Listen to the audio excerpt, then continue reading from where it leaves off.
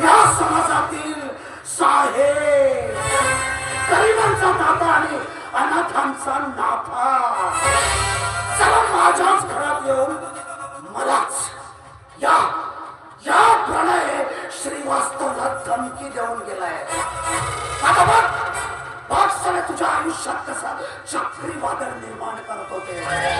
आणि नाही तू रचलेल्या चक्रव्यूहात तुलाच अडकवलं ना तर नावाचा प्रणय श्रीवास्तव नाही.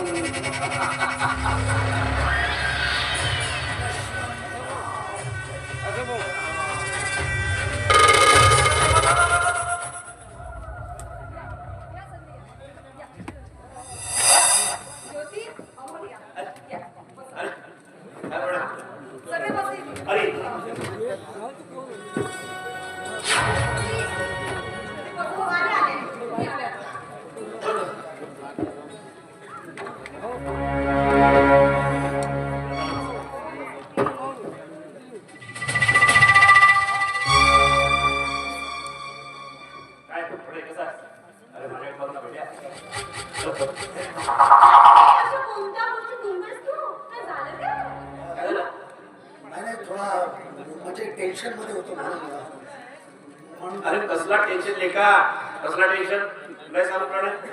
टेन्शन जर दूर करायचं असेल माणसाला तर एकच करायचं. मी सांगते ना, मी सांगते. तू सांग. तू लग्नच करून टाक. माझी बायको बरोबर सांगत आहे.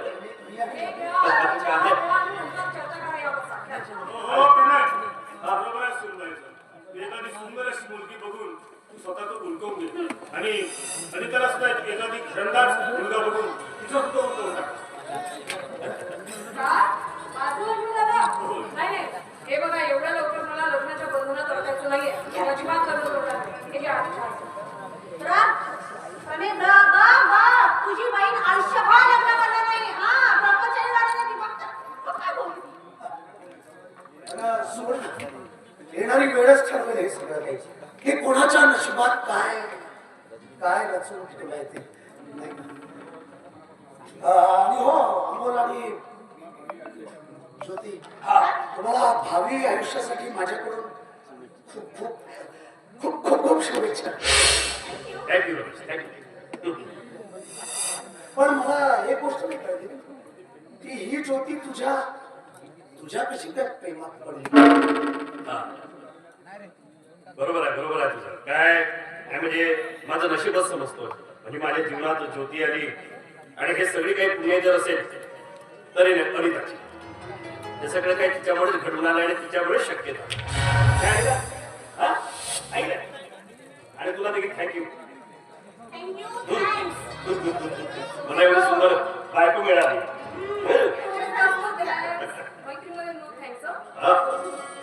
हे पण बरोबर आहे. अरे आता निघायची की नाही का बघ थांबायचं इथे.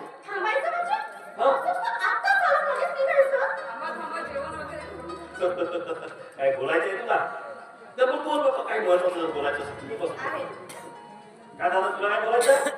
नाही रे, अनिताचे तो उत्तर आहेतच आपल्यावर. पण माझ्या अनाथ भावाला तू पदरात घेतली ज्योती. विश्वास बसत नाही की माझा अमोल संसाराचा घरी झाला म्हणून. खरंच धन्यवाद. अनिताचे नाही तर ज्योतीच्या आईचे म्हटले पाहिजे. नाही म्हणजे ज्योतीच्या आईने तुमच्या लग्नासाठी परवानगी दिली त्यामुळेच तुमचं लग्न. आणि अनिताचे उत्तर कसे. कर्माने कुणी मोठं होत नसतं. तर कर्म बदलण्याची ताकद स्वतःच्या अंगी असतात. काही विधिलिखित प्रसंग असतात ते माणसाला भोगावे लागतात. पण खरं तर मला खूप अभिमान आहे. मी स्वतःला खूप भाग्यशाली समजते की मी अमोलची बायको आहे. परमेश्वराला थोडीच विनंती करते की माझ्या छोट्याच्या गणपुऱ्या कुणाची रिक्षा लागू नये.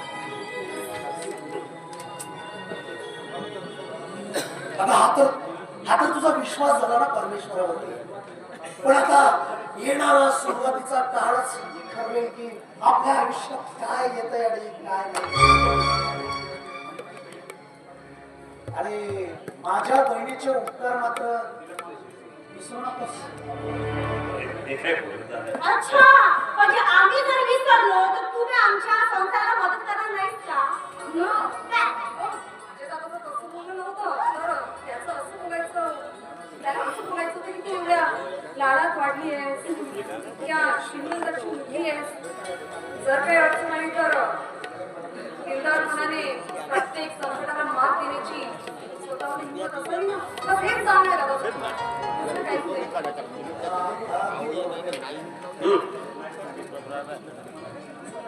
नाही तर हो नाही तर कसं काय की म्हणजे कुठल्या गोष्टी आपल्या मनाला लावून घेते बघ.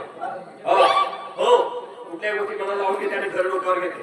आणि कुठली जे काही गोष्ट मनाला लावते ती कधी विसरत पण नाही. चांगला अनुभव मला आहे. तुम्हालाही माहिती, तुला हा अनुभव आहे. बरं, मी काय म्हणते, आता निघायचं की नाही? चला. अरे हो, हे बघा, पुढच्या महिन्यात माझा वाढदिवस आहे, विसरू नका. लग्न झाला तर मला विसर आणि माझा वाढदिवस पण विसर. माहिती आहे आम्हाला, माहिती आहे तुझा वाढदिवस आहे तो. मी काय म्हणते, तिचा वाढदिवस आपण आपल्या घरी साजरा केला तर काय करणार? चांगली आयडिया. मग तुम्ही ते आमच्याकडे. ओके. अरे हो मला आठवण करून देशील या वाढदिवसाची, कारण मी विसर गोळा आहे बघ. लक्षात राहा. तुम्हीच आपण करून जायचं. Very good. चल येतो आम्ही. चल येतो आम्ही. ये आमच्या घरी एकदा. हो हो हो. हा, अनिता तर अजून मधून आमची भेट घेतच असते. तर तू सुद्धा ये.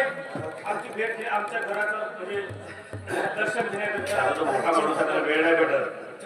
तो कसा काय येणार मग गरीबाच्या घरी, पण ये दादासाठी. चल बा. चला, bye. बाय. चल. बाय, ज्योती. बाय. बाय. थांब रे, थांब. मला सांग, काय दादा? तुझ्यामुळे हे दोघं एकमेकांच्या प्रेमात पडले? नाही दादा, असं काही नाही. कारण मी फक्त अमोलच्या प्रेमाखातीरच हे सगळं केलं. तो लग्नाला तयार नव्हता, पण ज्योतीने खूप हट्ट केला. ती त्याच्यावर खूप प्रेम करायची, म्हणून मी त्याला जराशी मदत केली. दादा, असं मी काहीच केलं नाही. दादा, मोठास का? मोठास? सलाम आहे तुला, सलाम. खरं तर सॅल्यूट करावं असं वाटतं तुला. अरे हे सगळं तू स्वतः मारता झालीस. पण त्या ज्योतीला काही फेकलंस तू. त्याचं त्यांना मदत केली नाहीयेस, तर त्या ज्योतीचं आयुष्य बरबाद करून टाकलंयस. दादा, हे तुला कसं माहित झालं? काय म्हणालीस? काय म्हणालीस? मी जो प्रश्न केला ना अनिता, त्या प्रश्नाचं चुपचाप उत्तर द्यायचं. प्रतिप्रश्न केलेला मला आवडत नाहीये, तुला माहिती आहे. कारण प्रणय श्रीवास्तव म्हणतात मला. प्रणय श्रीवास्तव. आणि माझ्या मार्गात पुढे आडवा आला तर त्या माणसाला मी आडवा केल्याशिवाय राहत नाही. तुला माहिती नाही की या ज्योतीवर एकतर्फी प्रेम होतं माझं. एकतर्फी प्रेम.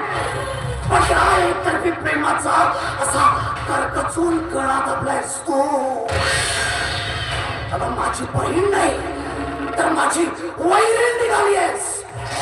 वैरीण. आता बघ यांच्या आयुष्य बरोबर तुझ्याही आयुष्य कसं जर जर करतो हा प्रणय श्रीवास्तव.